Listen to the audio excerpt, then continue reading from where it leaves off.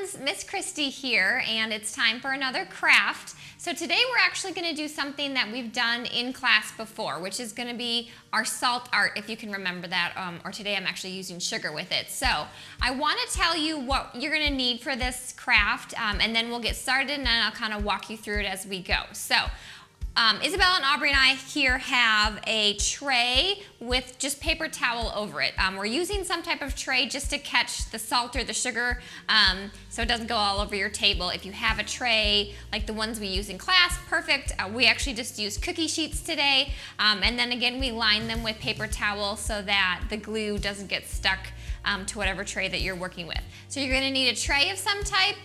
You're going to need some glue. I have some paint brushes here for when we dip our colors. And I have a little bowl of sugar today because I have more sugar in my house than I do salt. But you can use salt or sugar for this. Both will work.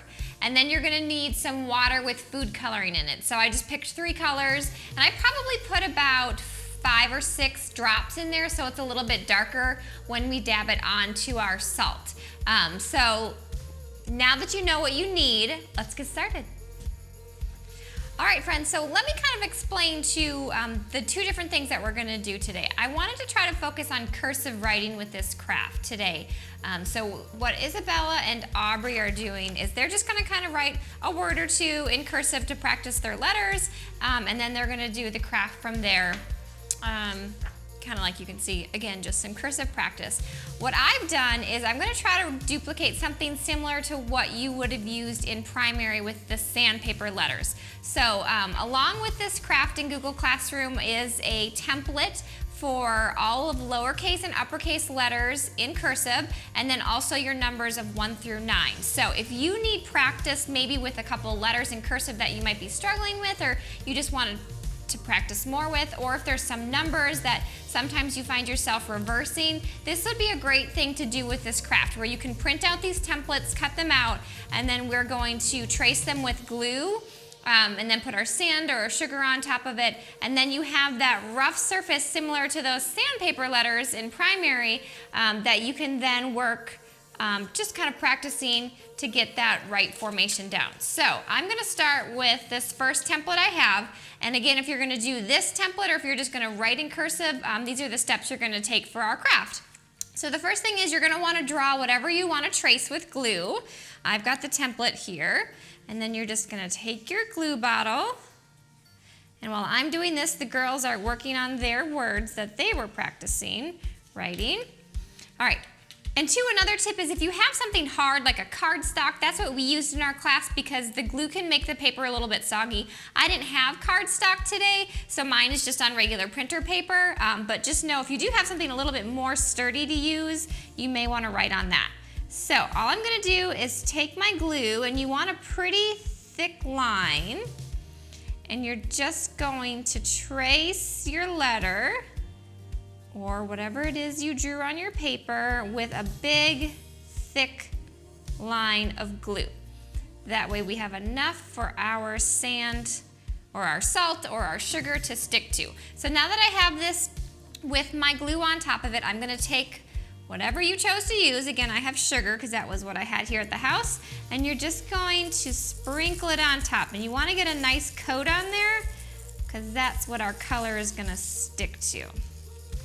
All right, so I've now sprinkled on my sugar, and I'm going to then dump off any excess, and just to kind of not be wasteful, I'd put it back in my jar so I can use it later on some different ones. And if you find a couple bare spots, you can always go ahead and sprinkle a little bit more. Again, you should all remember this because we did this earlier in the year, and I thought it was fun to get to do. So now that I have my glue on my trace along with my sugar, I'm going to take my paintbrush and I'm going to just dunk it into one of the colors of food coloring that we chose. Since in primary your vowels are usually in that blue, I'm going to take my paintbrush, dab it in my blue food coloring, and I want to just kind of tap it off so you don't drip everywhere.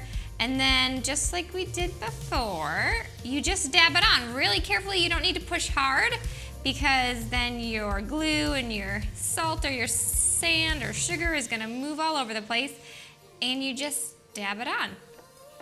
And this is just kind of give your art some more color. Again, you obviously wouldn't have to do this part, but it's kind of fun to see how the food coloring spreads out onto that glue and that sand. And just nice and patiently, gonna put it all over your letter.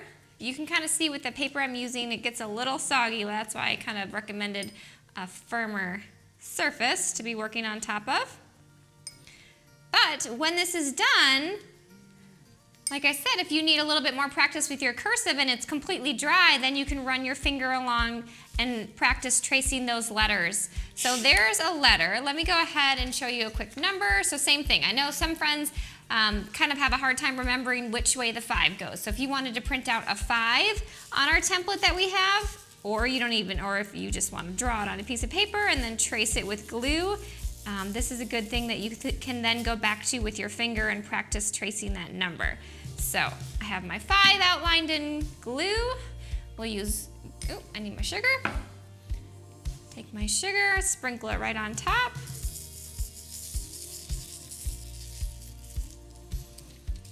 And we'll dump off our excess in the bowl.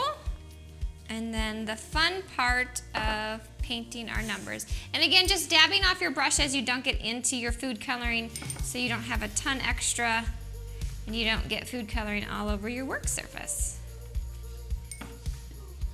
And I remember we did this in class with spider webs. We made spider webs around Halloween and we mixed colors and we put colors on top of each other. So by all means, whatever you decide to do, you can always just have fun with it and take your time. Be as creative as you want. All right, so that's kind of the step-by-step process. Again, real simple things, probably materials that you already have at home so that you don't have to go out. I'm trying to stick with some crafts that have, like I said, just ingredients or materials that you might already have at home. So I do hope you try this. I'm gonna finish tracing these other ones that I printed out, and then at the end we'll kind of show you what the girls look like as well. All right, so I'm gonna keep going on this.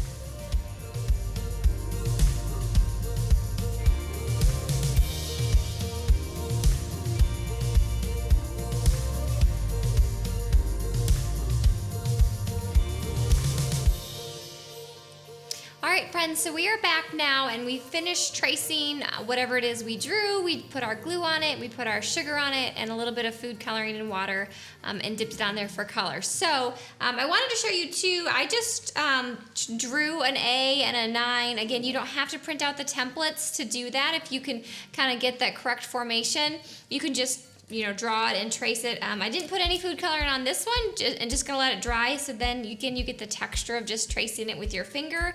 Aubrey was gracious enough to be our little guinea pig of what happens when you put too much water on and you don't space your letters out far enough if you're writing something. So she actually likes the way it turned out because she likes the drippiness of it, but you can see if you put too much water on your paper, it's just going to kind of melt into itself, and then if your letters aren't far enough apart, then they're gonna kind of all blend together when you put that glue on. But she actually likes the way it looks, so we're gonna keep that.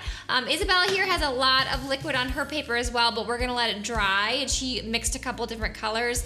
Again, this is just really kind of your time to experiment. If you try one and it doesn't work or your paper gets too wet, by all means, grab another piece of paper, try it again. You don't have to do color if you don't want. You could probably put some paint on there instead of food coloring.